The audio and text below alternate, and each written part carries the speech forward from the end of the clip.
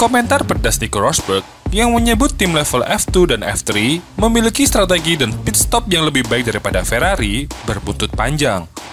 Prinsipal Ferrari yakni Mattia Binotto gusar mendengar ejekan Nico Rosberg soal strategi pit stop yang dilakukan Ferrari. Ia pun membalas komentar juara dunia tahun 2016 tersebut.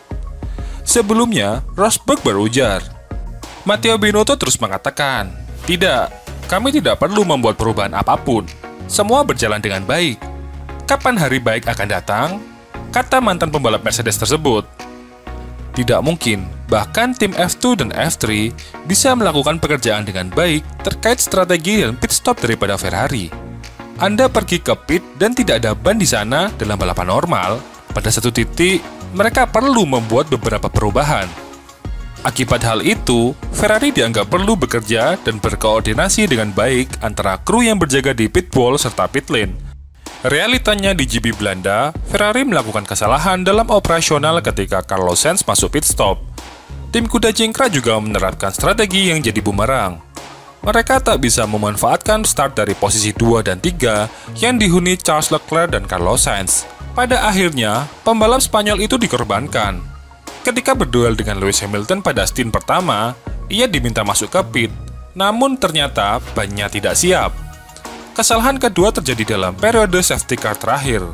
Carlos Sainz diganjar penalti 5 detik karena dianggap membahayakan Fernando Alonso ketika meninggalkan pit. Mengetahui pernyataan tersebut, emosi Binotto terpancing.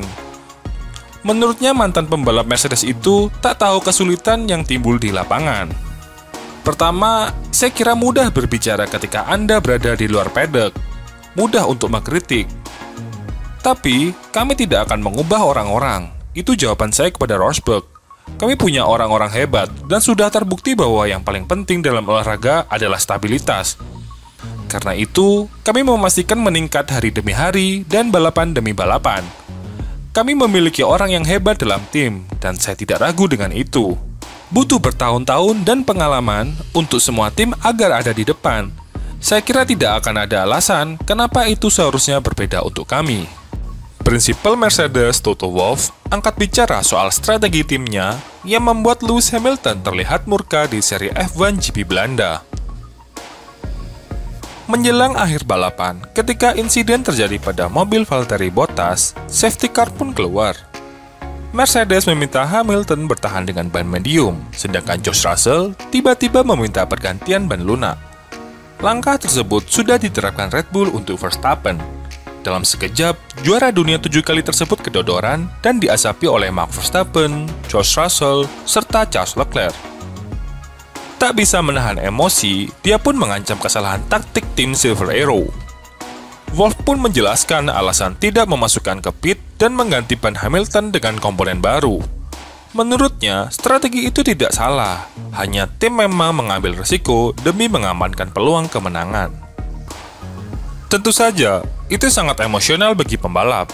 Anda dekat dengan balapan untuk kemenangan, lalu Anda malah dilewati. Jelas bahwa setiap emosi akan dikeluarkan. Anda, sebagai pembalap di kokpit, Anda sendiri dan Anda tidak melihat apa yang terjadi. Kami berdiskusi saat itu, apakah akan mengambil resiko untuk memenangi balapan? Ya, kami mengambil resiko tersebut. Di sisi lain, demi menjaga fokus, Lewis Hamilton pun sudah meminta maaf pada awak Mercedes atas umpatannya di radio. Saya berada di ambang kehancuran dengan emosi saya, dan saya ingin meminta maaf kepada tim karena saya tidak ingat apa yang saya katakan. Saya hanya kehilangan akal sejenak. Tapi, saya kira mereka tahu bahwa saya punya gairah besar dan saya ingin melihat itu sebagai gelas paruh penuh. Kami datang ke sini mengalami kesulitan di putaran akhir, dan hari ini kami kesulitan dengan Red Bull. Kami lebih kencang daripada di banyak tempat lainnya. Tanpa safety car, saya kira kami akan bertarung untuk kemenangan dengan satu stop, yang mana saya pikir yang lain bisa melakukannya.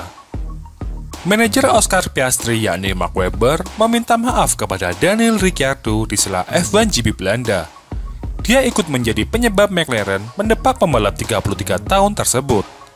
Antara Oscar Piastri, Mark Webber, dan Daniel Ricciardo ada benang merah yang menyatukannya, yakni Australia. Hubungan mereka mungkin akan renggang seiring tercapainya kesepakatan antara juara F2 tersebut dengan McLaren.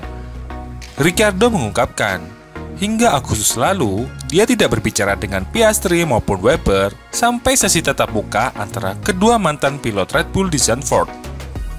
Webber yang hadir dalam kapasitas sebagai presenter Channel 4 merasa tidak enak dengan Ricciardo, sang pemberi kemenangan pertama untuk McLaren dalam satu dekade terakhir. Setelah bertemu, ia meyakinkan tak ada masalah secara pribadi. Tentu saja, saya tahu bagaimana olahraga ini. Bukan masalah pribadi untuk saya. Dia ingin memastikan bahwa saya mengetahui itu dan mengerti. Hanya memastikan saya dalam kondisi baik-baik saja. Saya juga berbicara dengan Oscar sejujurnya, dan hanya memastikan tidak ada perasaan negatif. Saya mengerti bagaimana ini bekerja. Dia mencoba mencapai itu, masuk ke Formula One. Momentum ini seharusnya sangat besar untuknya. Saya tidak ingin membuat situasi yang buruk untuknya. Pembalap Alfa Tauri Yuki Tsunoda mengungkapkan bahwa dia merasa ada sesuatu yang rusak di bagian belakang mobilnya sebelum tersingkir di F1 GP Belanda. Yuki Tsunoda menikmati akhir pekan yang kuat di Zandvoort, tetapi berhenti di trek pada lap ke-42 setelah melaporkan bannya tidak terpasang dengan benar setelah pit stop kedua. Hal itu memicu periode singkat virtual safety car. Tak lama setelah itu, Tsunoda kembali ke pit lane setelah tim mengonfirmasi melalui radio bahwa tidak ada masalah. Menjelaskan apa yang telah terjadi, Tsunoda pun berkata, "Saya diberitahu oleh engineer saya untuk berhenti, tetapi kami tidak melihat masalah yang jelas dalam data. Itu sebabnya kami kembali ke pit lane untuk memasang ban baru. Setelah itu kami melihatnya dengan jelas di data, sehingga kami berhenti. Kami memasang ban baru lagi dan saya memastikan hal yang sama terjadi. Saya pikir wheel spin terjadi karena ban keras dan grip rendah. Tapi jelas ada sesuatu yang terjadi dengan bagian belakang itu dan para teknisi memastikan ada masalah dan kami pun berhenti." Bos Red Bull Racing yakni Christian Horner takkan melepaskan Pierre Gasly ke tim Alpine jika Colton Herta tidak mendapatkan super license Formula One. Red Bull telah mencapai kesepakatan prinsipal dengan Alpine untuk menjadikan Gasly sebagai pengganti Fernando Alonso.